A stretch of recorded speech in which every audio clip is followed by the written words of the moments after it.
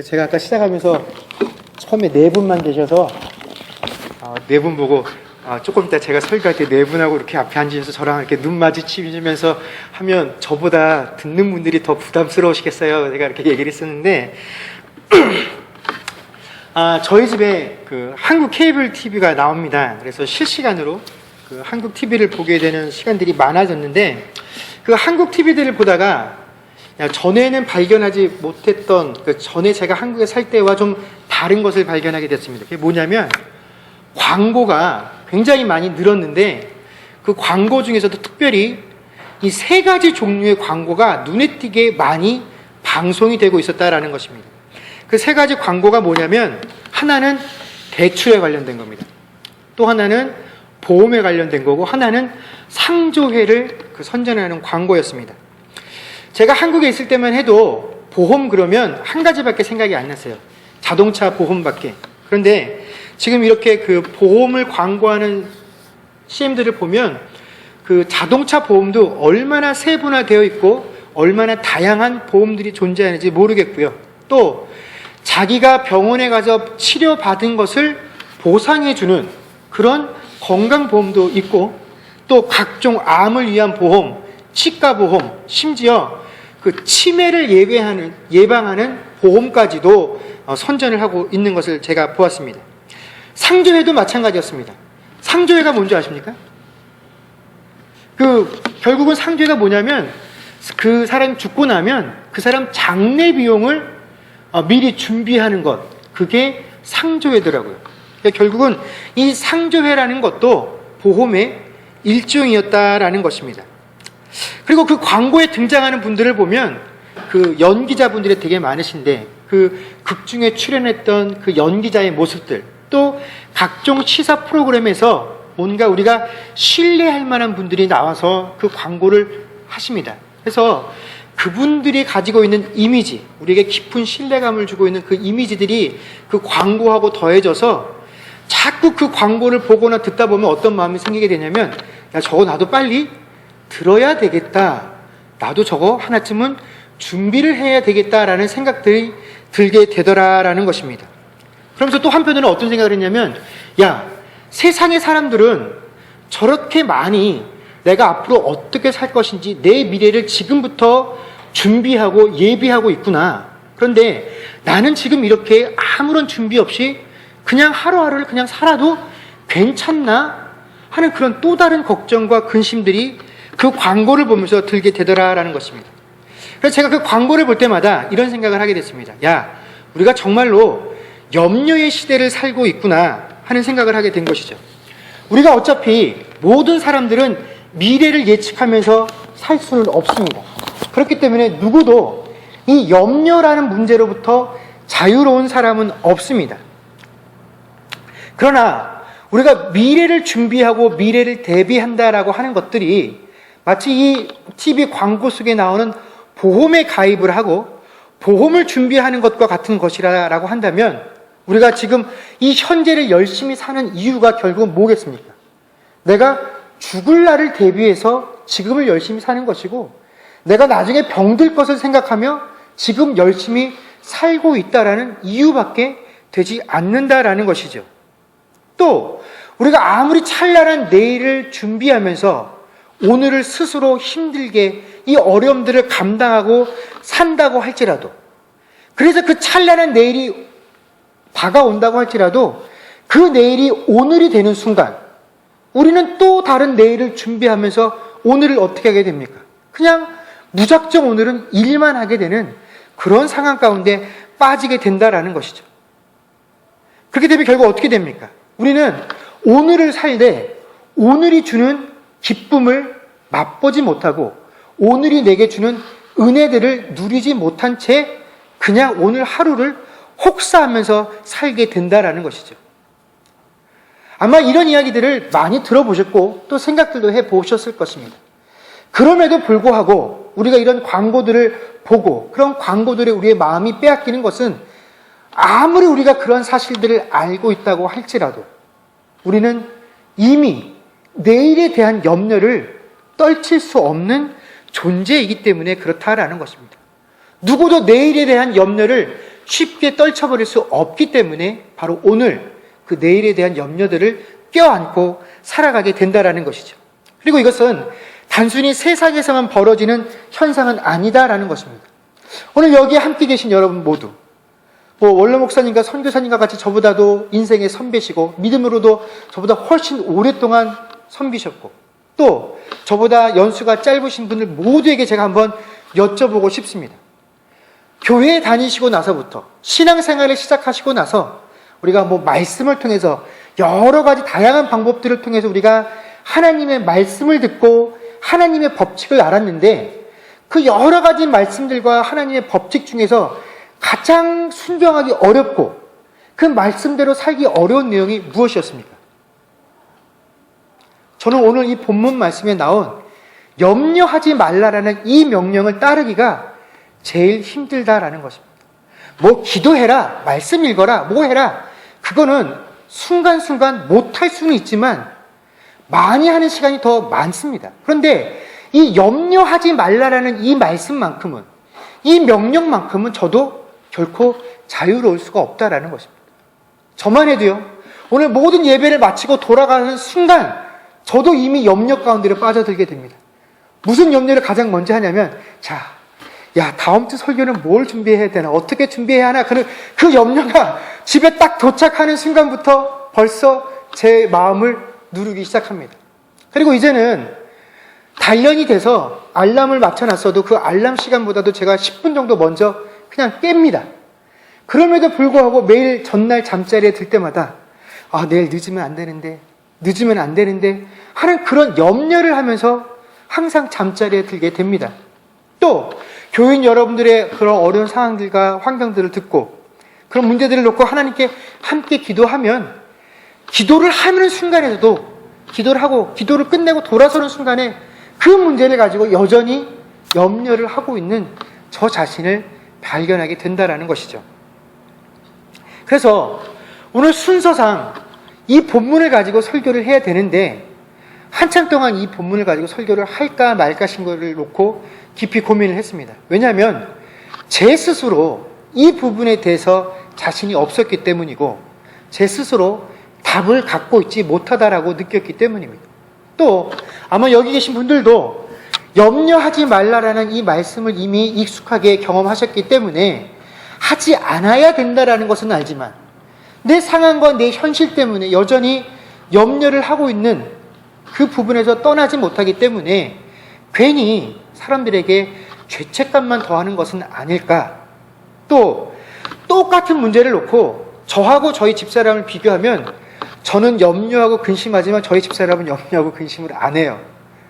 그래서 그런 것들을 볼 때 이거는 사람들의 기질하고도 좀 관련이 돼 있는 것 같다라고 제가 생각할 때가 많이 있었기 때문에 이것을 가지고 설교를 하는 게 가능한가 그렇지 못한가를 하다가 30절 말씀을 보고 이게 우리의 기질과 관련된 문제가 아니라 바로 우리의 신앙과 우리의 믿음과 관련된 것이다라는 사실을 알았습니다. 예수님께서 오늘 이 염려와 관련된 문제들을 가지고 백성들에게 말씀하시다 뭐라고 말씀을 하셨냐면, 믿음이 작은 자들아라고 평가를 하셨다라는 것입니다. 결국 예수님의 말씀은 뭡니까? 이 염려라는 문제는 우리가 해도 되고 안 해도 되고 혹은 사람의 기질과 관련된 것이 아니라 분명하게 우리의 신앙과 믿음과 관련된 것이다라는 사실을 예수님께서 우리에게 단언해주고 계신다라는 것입니다. 그러나 오늘 예수님께서 우리를 향하여 너희는 염려하지 말라라고 하신 그 부분들은 우리가 생각하는 것과 같은 의미를 가지고 있는 것은 아니다라는 것이죠. 오늘 저희가 읽었던 본문 25절부터 34절까지를 보면 모두 3번에 걸쳐서 예수님께서 염려하지 말라라고 백성들에게 말씀하고 계십니다. 그러나 오늘 예수님께서 우리에게 염려하지 말라라고 하셨을 때 그 말씀의 의미는, 나만 믿고 나만 신뢰하면 너희는 언젠가는 행복한 미래를 경험하게 될 것이야 라는 그 사실을 믿으라는 것이 아닙니다. 우리가 흔히 말하는 것처럼 긍정적인 사고를 가지고 예수님의 말씀을 늘 되새기면, 또 주님께서 나와 함께 하실 것을 믿고 있으면 모든 것이 다 잘 될 것이다 라는 그런 신념을 가지고 있으라는 것도 아닙니다.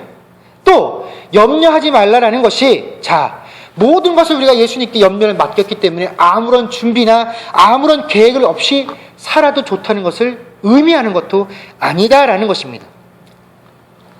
그러기에 오늘 예수님께서 우리 이 본문 가운데서 믿음이 작은 자들아 라고 하셨을 때 그 믿음이 작다라는 것은 예수님께서 좋은 것을 주실 텐데 그것들을 인내하지 못하고 참지 못하고 조바심 내고 걱정하고 근심하는 자들을 향해서 하시는 말씀이 아니다라는 것입니다.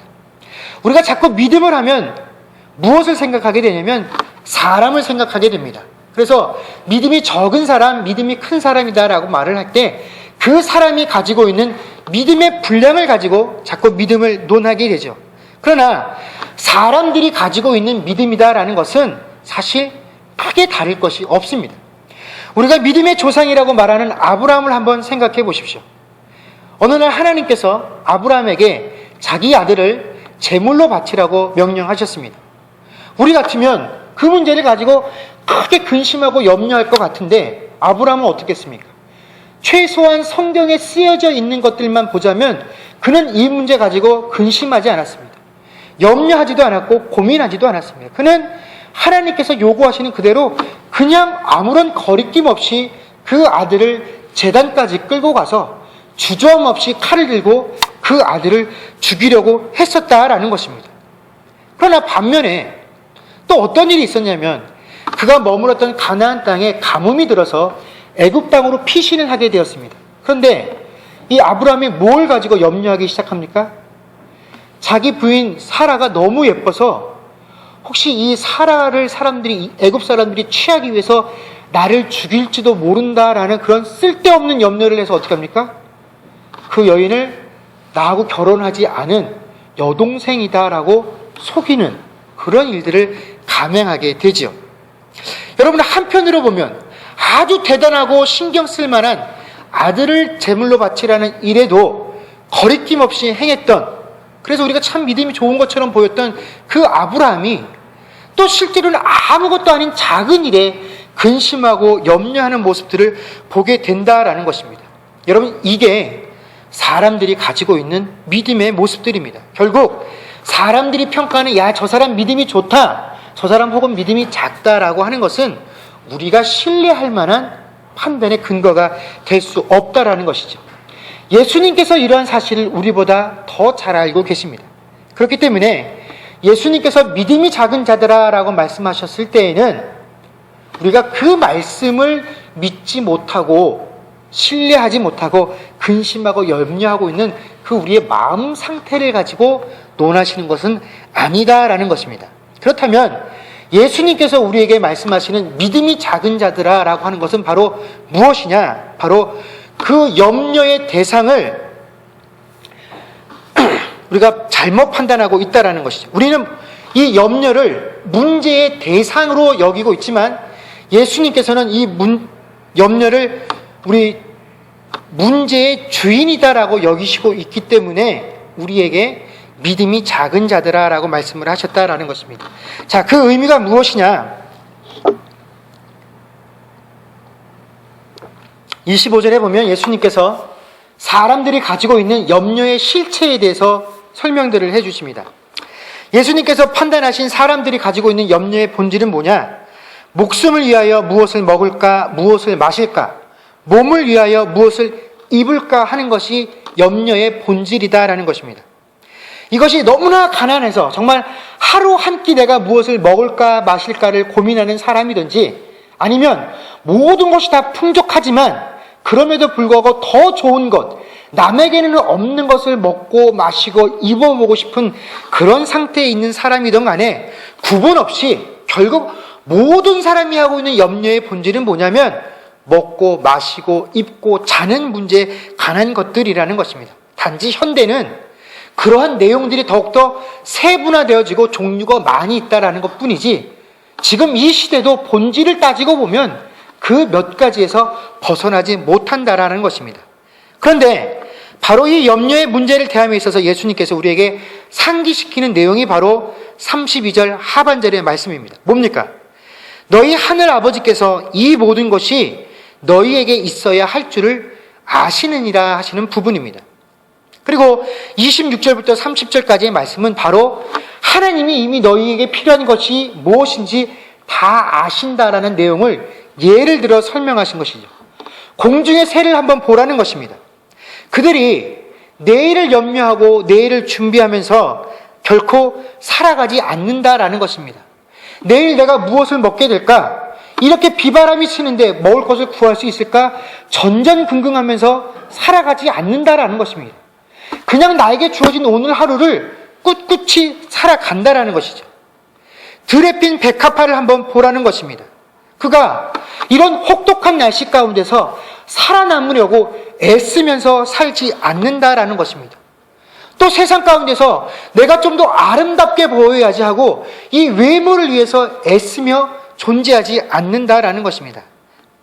그럼에도 불구하고 사람들이 볼 때 그 백합화를 보면서 다 아름답다라고 표현을 하고 날씨가 이상하다고 해서 백합화가 사라지지는 않는다라는 것입니다. 심지어 아궁이에 던져질 풀과 같이 보잘것없는 존재도 다 하나님의 공급하심 안에 들어가기 때문에 우리가 아궁이에 던질 그 풀, 이름 없는 풀을 우리가 취할 수 있다라는 것입니다. 자, 그런데 하나님께서 이렇게 하잘것없는 존재들에게도 이렇게 공급을 해주시는데 하물며 하나님의 자녀인 너희에게는 어떻게 하시겠느냐 하는 내용입니다. 그런데 우리가 이 말씀을 과연 어떻게 받아들이고 있느냐 하는 것이 바로 우리가 염려를 어떻게 생각하고 있느냐의 핵심이 된다라는 것이죠. 우리는 이 말씀을 이렇게 생각을 합니다. 그래, 하나님께서 저런 미물들조차도 이름 없는 것들조차에게도 필요한 대로 모든 것들을 다 공급해 주시는데 하물며 하나님의 자녀인 우리에게는 더 좋은 것을 주시지 않겠느냐? 그러니 걱정하지 말자, 걱정하지 말라라고 우리가 해석을 하는데 이 말은 걱정하지 말라라는 의미가 아닙니다. 자, 이 말씀의 원래 뜻은 이겁니다. 자, 보아라. 너희가 세상을 바라볼 때 아주 작은 것이라고 보잘것없는 것이다라고 말하는 그런 존재들조차도 하나님께서 인도하시는 그 섭리 가운데 순종하며 살아간다라는 것입니다. 날씨가 아주 춥고 덥다고 해서 없어지지 않고 그 덥고 추운 날씨 가운데서 꿋꿋하게 그 자리를 지키고 있다라는 것입니다. 하나님이 만드신 여러 가지 가운데 내가 더욱더 예뻐 보이겠나라고 나서지 않고 그 자리를 지키고 있음에도 불구하고 세상의 모든 사람들이 그 자연을 보면서 다 아름답다라고 평가를 해준다라는 것입니다. 그냥 그들이 그 자리에 서 있는 것, 존재하는 것만으로도, 그들이 생명을 가지고 있는 것 하나만으로도 야, 내가 존재하고 내가 섭리하는 이 모든 것이 다 하나님의 뜻이야. 나는 그냥 이 자리에서 하나님의 인도하심 가운데 순종하며 있어 하고 그 인정하는 것 자체가 바로 하나님께 영광을 돌리는 자리가 된다라는 것입니다. 그런데 너희가 보잘것없다라고 말하는 그것들조차도 선 자리에서 하나님의 섭리 가운데 순종하며 영광을 드러내는데 너희는 너희 스스로를 하나님의 백성이다라고 말을 하고 하나님의 자녀라고 칭하는 데 있어서는 부끄러움도 없고 주저함도 없는데 과연 그 이름 없는 들꽃들처럼 아궁이에 던져질 그 풀들과 같은 존재와 같이 정말로 너희가 먹고 입고 살고 존재하는 그 문제에 있어서 얼마나 하나님의 섭리를 인정하며 살아가고 있느냐 하는 것입니다. 너희가 너희 스스로 하나님의 자녀라고 말하는데 부끄러움 없이 존재하고 있느냐 하는 그 물음이 바로 30절의 물음이다라는 것입니다. 그런데 그것이 안 되기 때문에 예수님께서 백성들을 향해서 뭐라고 말씀하신 겁니까? 믿음이 작은 자들아 라고 말씀을 하신 겁니다. 결국 예수님께서 염려와 관련돼서 백성들을 책망하신 내용은 뭡니까? 우리가 염려하는 대상이 결국 우리의 삶의 주인이 되기 때문에 이런 말씀을 하신 것입니다. 내가 염려하는 대상이 결국 내 삶을 이끌어 갑니다. 내가 무엇을 먹을까? 내가 무엇을 입을까? 내가 무엇을 마실까를 걱정하게 되면 결국 그 무엇이 먹는 것이, 마시는 것이, 입는 것이 나를 이끌고 나아가게 되어 있다라는 것입니다. 그래서 33절에 예수님께서 이렇게 말씀하신 것입니다. 너희는 먼저 그의 나라와 그의 의를 구하는 사람이 되라고 말씀하신 겁니다. 우리가 세상에 살고 있는 한 이 먹는 문제, 마시는 문제, 입는 문제로부터 누구도 자유로울 수가 없습니다. 이것은 영원히 우리와 함께 할 문제입니다. 예수님께서 이것이 가치 없다라고 말씀하신 적도 없고 이것을 포기하면서 세상을 살아가라고 말씀하신 적도 없습니다. 그것들을 가지고 누리라. 그러나 결코 그것들이 너희의 인생을, 너희의 삶을 이끌어가게 하지는 말라라는 것입니다. 그래서 그 염려가, 그 문제가 분명 너희 앞에 있지만 그러나 너희가 먼저 구해야 할 것은 뭐라고요? 하나님의 나라고 하나님의 의라는 것입니다. 아무리 급박하고 절박한 것이 있다라고 할지라도 하나님의 자녀에게는 그 급박함보다 먼저 구할 것이 있다라는 사실. 그러나 그 사실을 깨닫지 못하고 그냥 내 삶 속에서 삶이 요구하는 대로 그 요구를 쫓아 살고 있는 사람은 다 어떤 사람이라고요? 믿음이 적은 자들아라고 말씀을 들을 수밖에 없다라는 것입니다. 그런데 문제는 이것이 정말 어렵고 힘들다라는 사실이죠. 우리가 이 사실을 다 알고 배운다고 할지라도 실제로 나를 둘러싸고 있는 이 염려의 문제들 가운데 자유롭기가 쉽지가 않습니다. 우리는 쉽게 이 환경 가운데 나의 삶의 주인들을 바꾸어 버립니다. 그때 우리가 어떻게 우리 스스로에게 면죄부를 주냐면 예수님은 하나님의 아들이시니까, 우리는 사람이고 당신은 신이시니까, 그리고 당신은 처음부터 이 땅에 우리를 죽기 위해서 오신 분이셨으니까, 그것이 당신의 삶의 목적이었으니까, 당신은 이 땅에 오셔서 결혼도 하지 않고 홀로 사시다 가셔서 자녀도 없으니까 우리가 가지고 있는 이 문제의 어려움들을 잘 이해하시지 못할 거다라고 자기 스스로에게 위안을 삼습니다. 저도 그렇게 생각할 때가 많이 있습니다.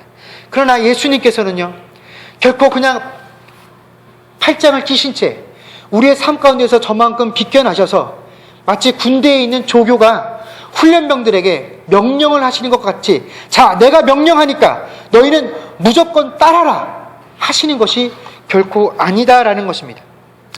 우리가 25절의 말씀과 31절의 말씀을 비교해 보면 두 구절이 다 우리에게 예수님께서 강력한 어조로 명령을 하시는 것 같이 보이지만 여기에는 분명한 차이가 있습니다.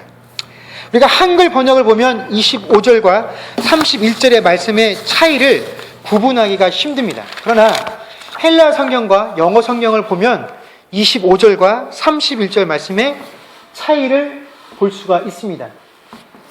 자, 한글 성경은 눈으로 확인들을 하시고 영어 성경 버전을 보겠습니다.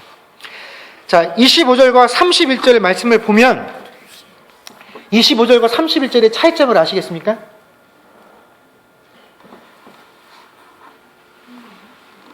영어 성경이요. 영어 성경.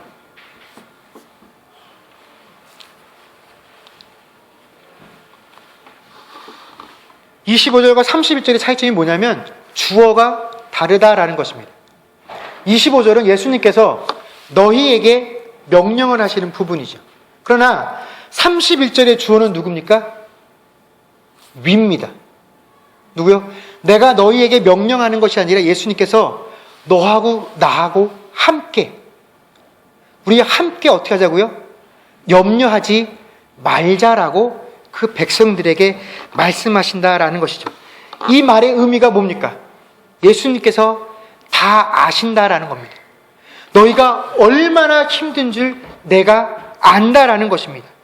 너희가 이 염려를 너희들의 삶 가운데서 끌어내고 살기가 얼마나 힘든지 내가 안다라는 것입니다.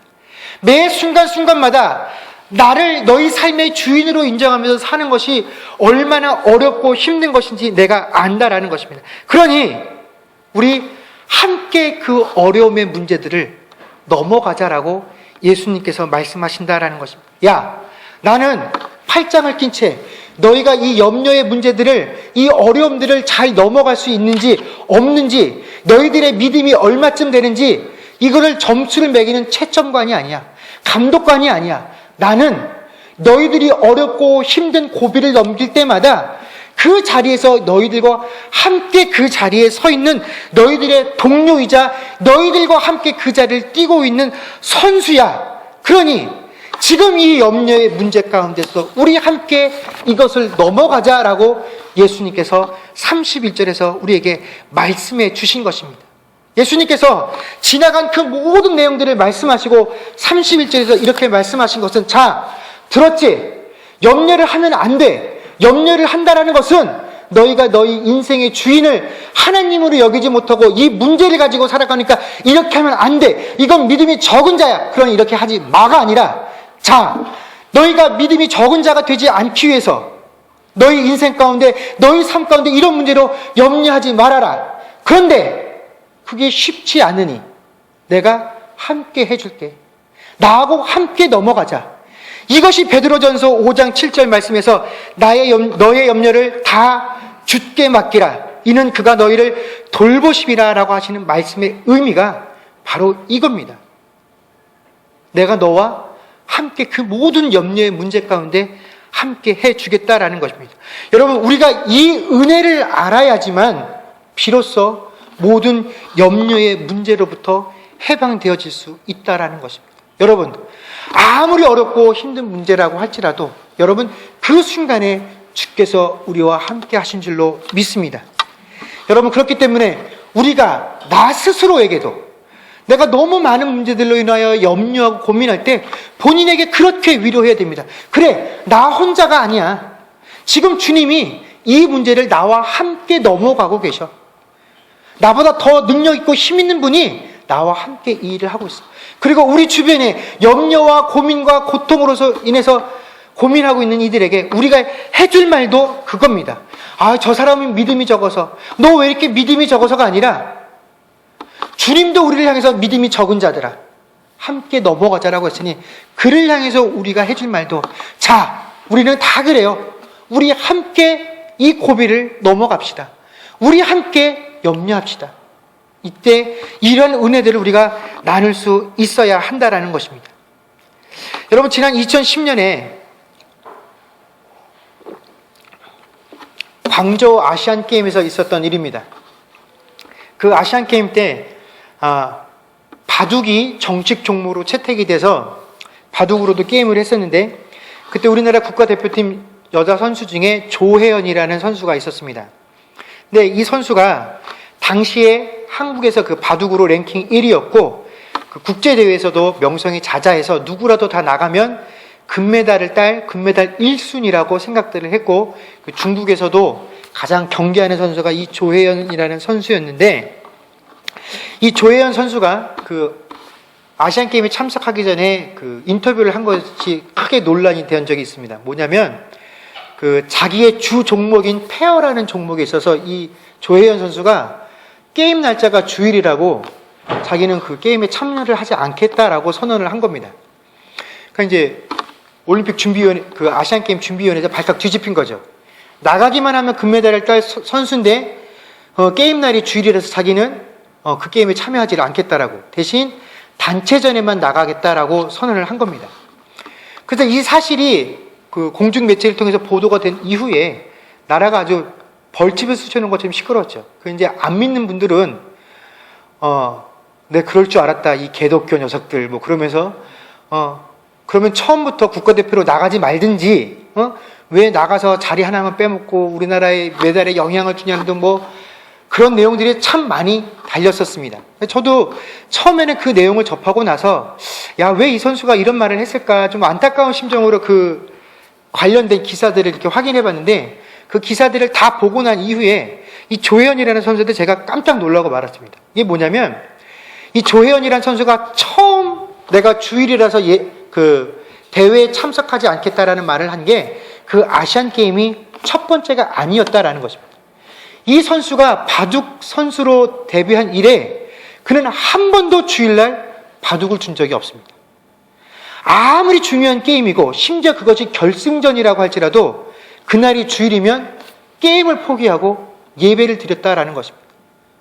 제가 주일 성수에 관한 얘기를 하려는 것이 아닙니다. 그 자매는 자기 인생에 자기 삶에 가장 중요하게 여기는 것이 바둑이었죠. 이 바둑으로 인생을 성공하려고 하는 사람이었습니다. 그런데 이 바둑 인생에 있어서 자신의 커리어를 보장해주고 내 미래를 움직이고 보장해주는 것을 무엇이라고 생각하는 것입니까?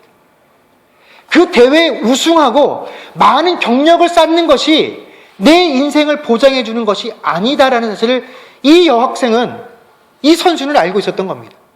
내 인생을 보장해주고 이 바둑의 우승보다 더 중요한 것이 뭐냐? 하나님이시고, 그렇기 때문에 내가 하나님께 예배드리는 것을 위해서라면 그 커리어, 세상의 커리어들을 포기할 수 있었다라는 것입니다. 그래서 이 조혜연이라는 선수가 처음부터 그랬대요. 내가 나가게 되면 분명히 이런 일이 생길 겁니다. 나 국가대표에 안 나갈래요. 아시안게임 참석 안 할래요. 국가대표 선발전에 안 나가겠습니다 라고 말을 했는데, 그 바둑계 인사들이 야, 너 나가기만 하면 금메달인데, 그래 알았어, 그 페어에 안 나가도 좋아. 그런데 단체전이라도 그럼 나가야지. 단체전은 주일날 게임이 없으니까. 그래서 단체전이라도 나가게 하기 위해서 국가대표 선발전을 치르라고 주변에서 그렇게 강권적으로 권유를 해서 결국 국가대표 선발전에 나가고 국가대표가 선발되었다라는 것입니다. 여러분, 그런데 참 재밌는 건 뭐냐면 이 조혜연 선수가 페어에 나가지 않았습니다. 그리고 자기가 말한 것처럼 단체전에서만 나가서 내가 할래요. 그래서 금메달 따는데 할게요. 그랬는데 이 조혜연 선수가 그 단체전에 나가서 중국 선수한테 졌습니다. 그리고 다른 선수들이 이겨서 결국 우승을 해서 금메달을 따긴 뗐는데, 자기는 금메달을 따는데 물론 예선전을 하는 데 이기는 데 도움이 됐지만 결승전에는 아무런 도움을 주지 못했다라는 것이죠. 여러분, 금메달이 하나님께 영광을 돌리는 것이 아닙니다. 금메달을 딴 선수가 인터뷰에서 이 모든 영광을 하나님께 돌리겠습니다 라고 내뱉는 말이, 그 말에 하나님께서 영광을 받으시는 것이 아니다라는 것입니다. 내 삶의 진정한 주인이 누구이신지를 알고 매 순간순간마다 바로 그것을 인정할 때에 바로 그 자리에서 하나님께서 영광을 받으신다라는 것입니다. 여러분, 이 세상에서 열심히 살려고 하는 것, 그거 참 중요합니다. 하나님께서 우리가 열심히 살려고 하는 그 모습들 이상해하지 않으십니다. 그러나 그 모든 것들을 추구하기에 앞서 너희는 먼저 그 나라와 그 의를 말씀하신 이유를 잘 생각해 보아야 할 것입니다. 내 자녀의 미래를 위해서, 내 삶의 미래를 위해서 대학에 가려면 이런 것들이 필요해요. 대학에 가서 더 좋은 대학 가기 위해서는 이것들을 이수해야지만 돼요. 그러나 이 조혜연 선수의 결정과 내 삶의 모습들을 한번 비교해 보십시오. 우리 어린 학생들이 교회에 올 때 제가 가끔 그런 생각들을 합니다. 물론 복장 하나 때문에, 그 복장 때문에 예배가 더 거룩해지거나 그런 문제는 없지만 제가 가끔 그런 생각을 합니다. 우리 학생들이 운동 경기에 참여할 때, 그 운동 경기에 참여할 때는 정장을 갖춰서 입고 오죠. 그래서 처음에는 제가 몰라서 오늘 무슨 날인데, 그러면 예배 끝나고 하키 경기가 있기 때문에 복장을 갖추고 갑니다 라고 이야기를 합니다. 그래서 이제는 정장을 하고 오면 오늘 하키가 있구나 라고 생각들을 합니다. 그러나 하키가 없는 날이라고 한다면 그냥 주일날 예배드리러 올 때에는 과연 그만큼의 마음의 준비들과 가짐들이 있는가? 하키 경기는 그게 예의예요 라고 말을 하는데, 과연 우리가 하나님 앞에 예배드리고 하나님을 섬긴다라고 하는 그 자리에서는 우리가 과연 그만큼의 예의도, 그만큼의 하나님께서 받으실 영광의 목들까지도 생각을 하고 있느냐 하는 부분들을 잘 생각해 보아야 할 것입니다. 이것은 단순하게 어떤 아이에 관한 얘기가 아니라 우리 모두에게 주어진 이야기다라는 것입니다. 여러분, 내 믿음이 강한 것이 아닙니다. 내가 연약하다라고 말을 하고 그 순간에 하나님을 의지하는 것, 이것이 정말로 믿음이 강한 것입니다. 내가 큰 일을 해서 하나님께 영광을 돌리겠다라고 생각을 하면, 그래서 내가 한 일들을 세상에서 열거하면 그것은 땅에 보물을 쌓는 것과 똑같은 것입니다. 내가 삶의 순간순간마다 하나님께서 주인이심을 인정할 때 그것이 바로 하늘의 보물을 쌓는 삶이 된다라는 것입니다. 여러분, 염려의 상황 가운데에서 정말로 주께서 함께 하시는 그 은혜들을 누리며 살 수 있는 저와 여러분들이 될 수 있기를 주의 이름으로 간절히 축원합니다. 또 그래서 정말로 이 염려들을 주께 맡기며 살아갈 수 있는 저와 여러분이 될 수 있기를 주의 이름으로 간절히 축원합니다. 기도하겠습니다.